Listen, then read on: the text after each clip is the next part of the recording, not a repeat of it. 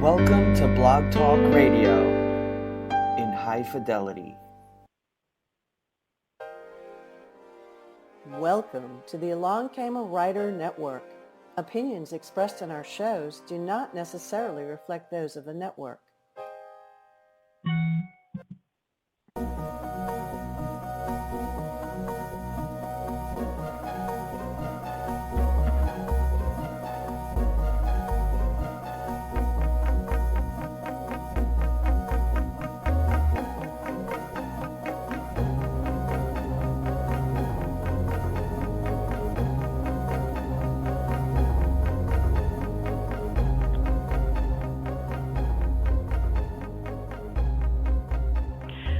Welcome to Chat Noir, Mystery and Suspense. I hope you're having a day filled with clues, conundrums, and red herrings. I'm Linda Kozar, your host, and I'll be interviewing author Janet McHenry today. We're giving away one of her books, Bride and Seek. If you didn't enter the drawing on Facebook and you would like to add your name to the hat, please call in. Our number is 516-453-5123. And you can just call in even if you don't want to enter, and you can ask Janet questions about her books or mysteries in general. Okay, so here's a little bit about Janet McHenry. She graduated from the University of California, Berkeley with a degree in journalism and married her high school sweetheart, Craig, and worked as a newspaper reporter and editor. They eventually settled down in the Sierra Valley in Northern California, where Craig is a rancher, and where there is not a single stoplight in the entire county. Wow. In their town of 700 plus folks, she says they have raised 4 pretty good children, all done with college and married, and are now enjoying the grandkids, all of whom are perfect. As a busy writer, speaker, and prayer coordinator at her church and board member of the Sierra Schools Foundation, Janet says the only pastime she has time for is friends. She looks forward to knowing you better. Find her on Facebook or other social media sites, and her Looking Up blog. She was also the Advanced Writers and Speakers Member of the Year and the Mount Hermon Writers Conference Writer of the Year, both notable accomplishments, and we'll talk a little bit about that as well. Welcome to the show, Janet. Hi, Linda. Very excited to be here today. I'm so glad you are too. I'm just going to kind of tick off your books really quickly, and I know that's probably not all of them. I've found that I never quite get all the books an author's written. We don't update our sites all the time, and we're busy, and but I'm gonna go with Prayer Walk by Waterbrook Press, Daily Prayer Walk, also Waterbrook, Prayer Streaming, also Waterbrook, Training for Success, Girlfriend Gatherings, Prayer Changes Teens, My Prayer Buddy Devotional, The Annie Shepherd Mysteries, Secret of the Locked Trunk, Mystery at the Old Stamp Mill, Golden Rule Duo Series, and the winner is Trick and Trouble, The Chosen Ones, Time Out, Caught in the Act, and Mission Impossible. Wow, that's a lot of books. And the series at the end, that's a children's book series, right? Right. That's a first chapter book series, but I also wrote Girls Mysteries too. Yes. Oh, fun. I know that, like, the Mystery at the Old Stamp Mill sounds so Nancy Drew to me. I just love that title. Thanks. I kind of fashioned it after a spot near us here in the California Sierra, an actual stamp mill that would grind the rock to get the gold out. And so the art on that cover was super fun because they used the actual stamp mill in my county for that particular art drawing. It's a fun project. Yeah, that sounds great. Now we're going to start with the prayer walk. I read the story behind what inspired you to write it, but would you share that with us? Tell us how you got started. As a walker myself, I appreciate it. Well, I was kind of in a physical mess about 20 years ago in my life, and the worst moment was when I walked out my back door one day and I found myself in a crumpled heap because my knee had given way. So I knew I needed to do something about my health, but I also knew that God had been calling me to a deeper spiritual walk.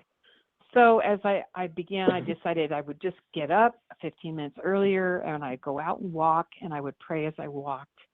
And one day I was walking past our little daycare center when I saw what I call a single daddy's ballet. He handed over his little toddler girl in a blanketed bundle to the daycare worker, and it wasn't even 6 o'clock in the morning yet. And just as he did that, the little girl said, "Bye, Daddy, I love you." And I knew at that moment that God had called me more for just kind of the minus of my prayers, but that I was to open my eyes and see the needs in my community. Oh, that's beautiful. And so what happened next? I began realizing that there were all kinds of needs around me, the businesses, the people in the homes. And so God began putting on my heart to just pray for whatever I saw. And that's really what prayer walking is. It's praying on site with insight, as Steve Hawthorne would say. You know, wherever you are, there's a need for prayer, whether you're actually walking or not. Wow. I love that. Praying on site with insight. Right. I love that. That's his line, not mine, Steve Hawthorne. But it is nice. And so have you ever gotten feedback from some of the things you prayed for and or maybe realized that your prayers came to fruition? Really all the time. I'm sorry that somebody just called in and then they left us. So I don't know what this is. Okay. All right. Janet, are you there? Janet? Hello. Well, we seem to have lost Janet, and I hope that she will be able to call back in. I'm not sure what happened to her, but we'll be asking her more about her series. I'm going to try and contact her quickly, and we'll get right back to what we were doing. And let's see if that's her again. Janet? Hi, Linda. Hi. Hi. Yeah, sorry, I lost you there. I don't know what happened. I know. We lost you. And we do have another caller. Hello, caller. Did you want to enter the drawing, or did you have a question for Janet? Oops, whoever it was is gone again. So, so I'm not sure. All righty. So what inspired you? Let's start at the beginning. What inspired you to begin writing, and kind of tell us your journey about how you started writing? Many years ago, I was at a women's retreat, and the speaker said, "Now, ladies, I want you to go out, and I want you to find a rock, and I want you to sit on it until you hear from God." And I thought that was a little crazy, but I tend to be an obedient child, so I went out and found my rock, and I was there a bit when I just sensed that God was saying to me, "I want you to write for me." And I truly at that time did not understand all the circumstances of what that meant. But I went to a Christian writers conference called the Billy Graham School of Christian Writing in Minneapolis, and it became very clear what that meant. It meant writing for Christian magazines and then eventually writing Christian books. And I've been blessed over the years to have had many opportunities to write different kinds of books and to minister to others through speaking and articles as well. Now, what about your first book contract? How did that happen? Because we all remember our first. Oh, yeah. My first book contract, I never even kind of expected to be able to write books. I was happy writing articles, but I felt led to write. When my children were little, I wanted to write for children. And so it was a little board book. It was the Bible's kind of a story. And it was a flip book. So if you read it one way, it pivoted. And you read it one way, it was the Bible story. And you flipped the book to the back, and you read it the other way. It was the nonfiction application. I took that to a writers' conference at Mount Hermon, and one of the teachers there, Christine Tangvall, said, wow, this is very much like a book that I have in mind, but yours is better, and I'm going to introduce you to my editor. And that's really a lot of what Christian publishing is about. It's very generous and kind and supportive. And I've really been blessed by many writers over the years.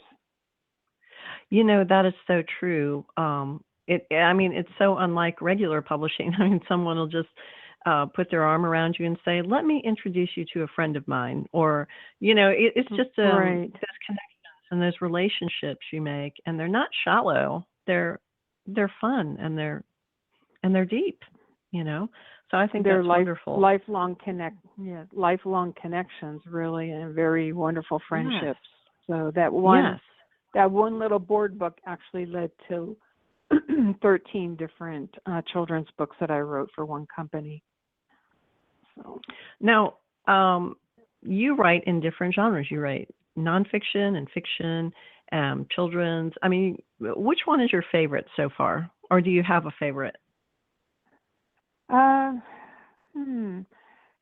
Favorites, you know, growing up, and even as a mom, when someone asks me what's your favorite color or your favorite food, I can never think, but I always enjoy exactly what I'm doing at the time. I did a recent Bible study for First Place for Health called Training for Success. I loved doing that. I loved writing this mystery. Probably my more of a comfort zone is nonfiction, though, writing about prayer, and that's probably what's been I don't know, kind of stretched me the most, I would guess. Yeah, it's funny. Some people find writing fiction a lot easier and nonfiction harder, or vice versa. But you know, if you're a writer, you can do it. You can do, if you're versatile, you can do both, and have a good time doing it too. So tell us about Bride and Seek.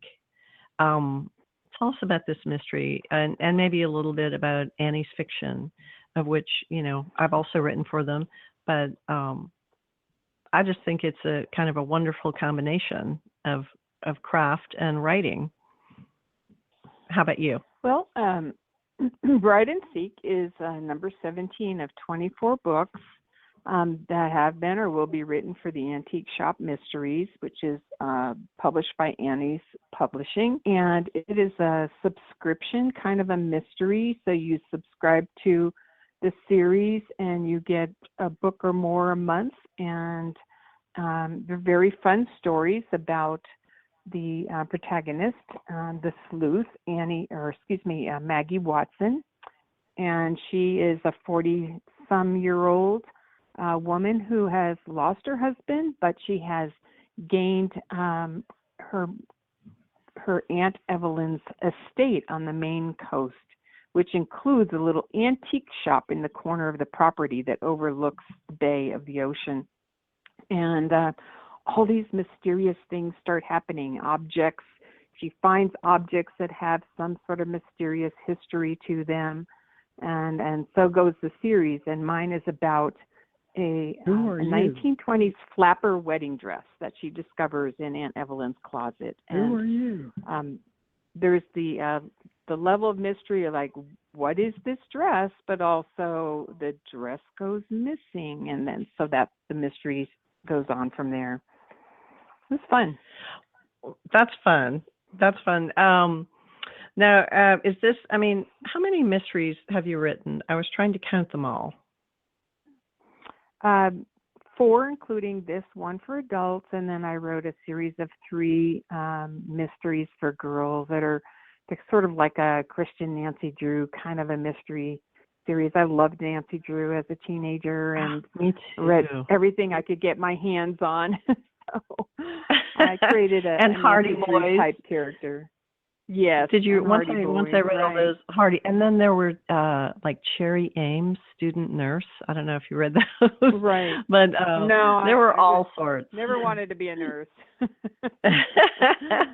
I was But, just wanting some more Nancy Drew mysteries, and there just weren't any more. right. So I know. I ran out too. what's your favorite part about writing a mystery or adding suspense to something? I mean, do you see it in your mind when you're writing?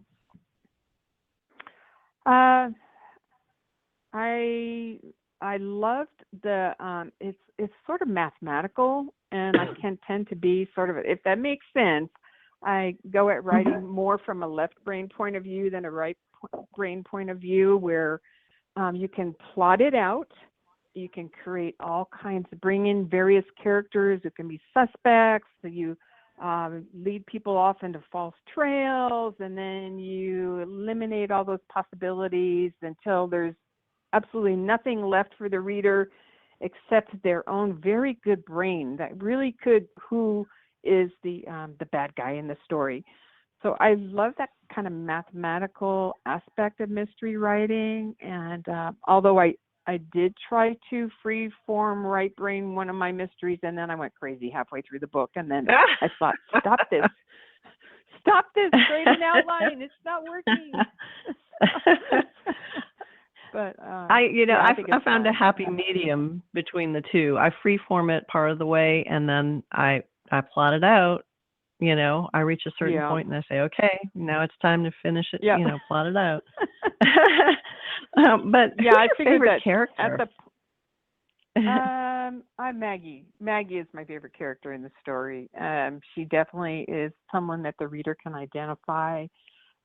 She's very human, but she's also a really kind person. She could be your friend, and she has empathy and sympathy for, the people around her, even those people who, potentially could be the bad guy or the bad woman in the story. So, I like her a lot. I thought she was very sweet. So you'd want to meet her in real life? Oh, definitely. Someone like that. I felt like we could sit down in the cafe and definitely have tea or coffee together. So now, do you have every writer I know has a book that they want to write, but they haven't written it yet because the timing's just not there. I mean, do you have a book like that in mind? Something in the back of your mind that you're still kind of chewing on, thinking about? I have a couple books, nonfiction books, coming out next year. One is 50 Life Lessons for Grads, and it's be a great gift book for graduates, and that's coming out with Worthy Publishing. And then another great, real sincere book on my heart, and it really could be the last book I ever wrote, if there were one. But I'm just not supposed to talk about the title of that yet, but it's coming out next summer, and it's a book on prayer. There is one other book of my heart I would like to write, and I do have that title, and I've had that title for a long time, but I just don't feel free to share that quite yet. It's not completely gelled as to how I would put it together. So, but working on that, and a couple other ideas. You do have to jealously guard those titles, because even though they're, they're kind of free, anyone else can kind of grab them. Right. Well, and the idea, could be on someone else's heart too, and and if that person gets that book out first, that's great. I would support and rally around that writer, but still kind of in a protective mode for me. So I love sharing, and I tend to overshare sometimes, not in an unkind way, but in an enthusiastic way, and my publisher is reining me in on this particular title that's coming out next year. So it'll be out pretty soon. If people connect with me on Facebook, they can find out. Yes, and you'll do plenty of sharing when it comes out, I'm sure. Yeah, definitely. Now, do you include in your books from real life travels? I mean, when you're traveling, are you taking notes? Definitely. Before I wrote this book, Bride and Seek, it was set on the Maine coast, and I'd never been to Maine, so I thought that was a really good excuse to go visit the New England states. So I did that yes. last September with two girlfriends, and we did a road trip. We started in Massachusetts and did a big circle all the way around the 6 New England states, and fell in love with a little coastal town called Ogunquit in Maine. And I thought, okay, this is the town that it could be, or it could be similar to this, similar to Somerset Harbor, where Bride and Sea takes place. So I got all of those sights in my head, and I got those smells and the sounds and so forth, and that was really wonderful. I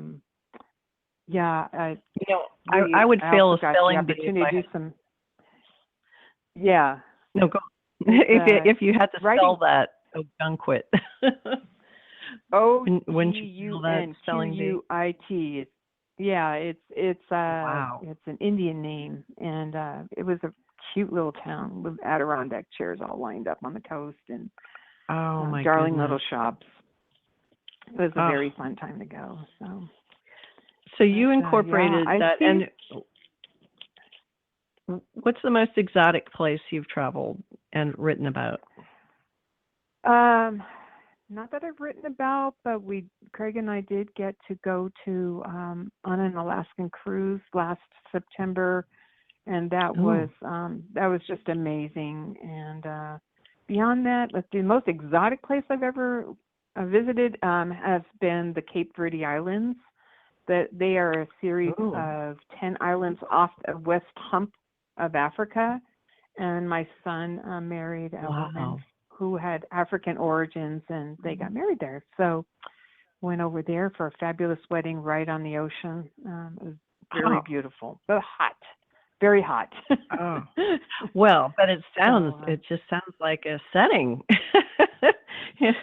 Maybe that could be in the book someday. If I'd had a little more time to do more research there, but now I know about it and I have some resources, but I haven't felt pulled to that kind of destination yet, or quite qualified to write out of the African experience. So, yes, but that was a very exciting trip.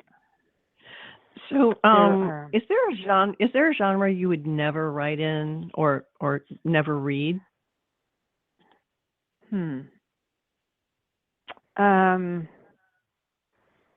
I don't tend to read like thriller, suspense kinds of things.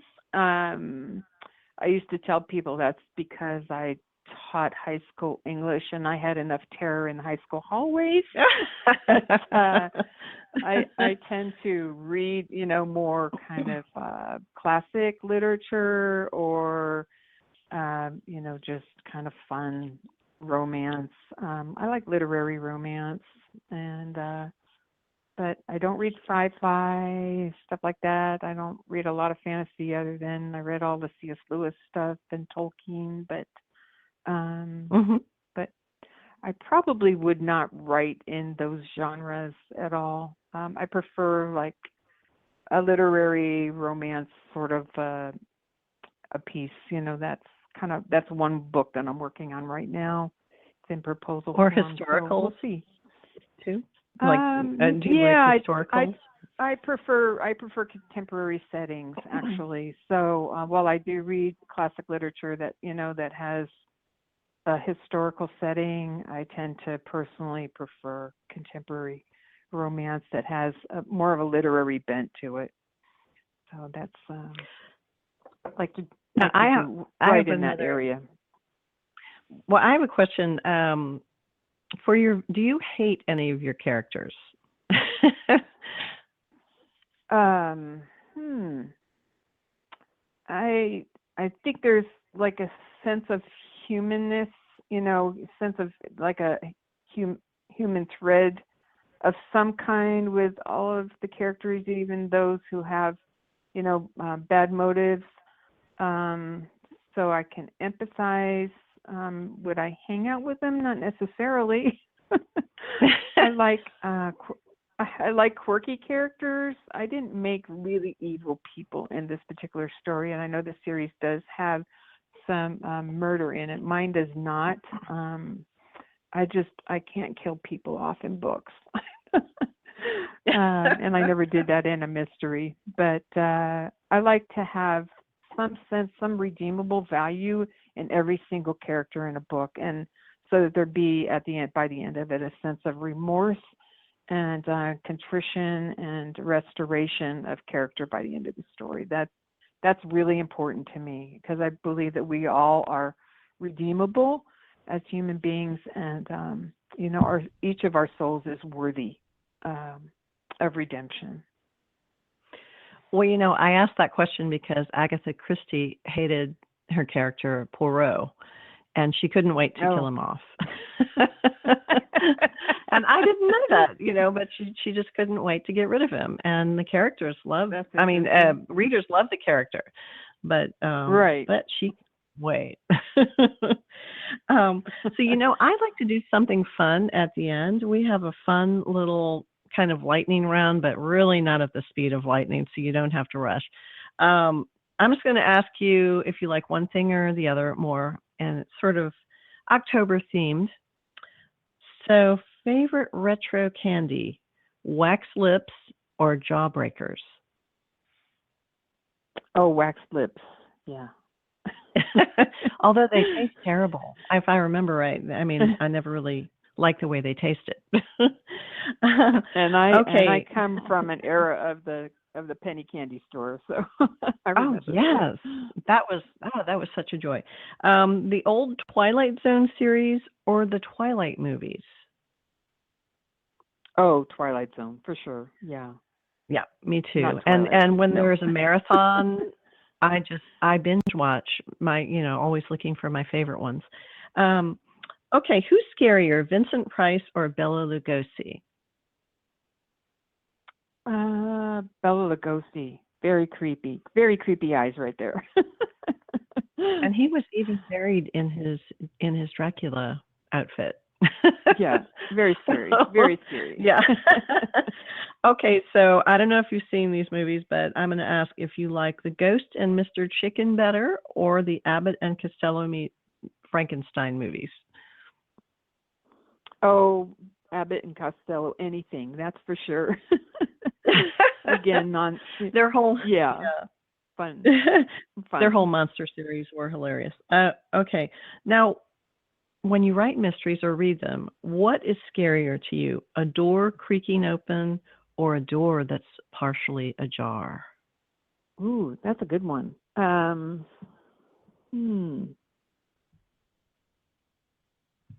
Probably door creaking open, because that would indicate definitely someone's there or something. Yeah, that would be kind of scary. Okay, I'm gonna play this sound. What's creepier, a piano or a horse whinnying, like a creepy horse? Oh, a piano like that. Okay. For sure. Yes. I've been around horses a lot. I know when they're scary and when to stay away from them. Well, of Bride and Seek is Anna McFarland. And I will get you two in touch. And congratulations, Anna McFarland. And gosh, I hope you guys will sign up to get Bride and Seek. Join. The series is a wonderful series, and I know you'll enjoy Bride and Seek. But Janet McHenry writes a whole bunch of other books, so I hope you'll go to her website, www.janetmchenry.com, and check out all her other books. So you can find her on Amazon, you can find her in Barnes & Noble, any place online. She's all over the map, and she's on social media too. So thank you so much, Janet, for chatting with me today on Chat Noir.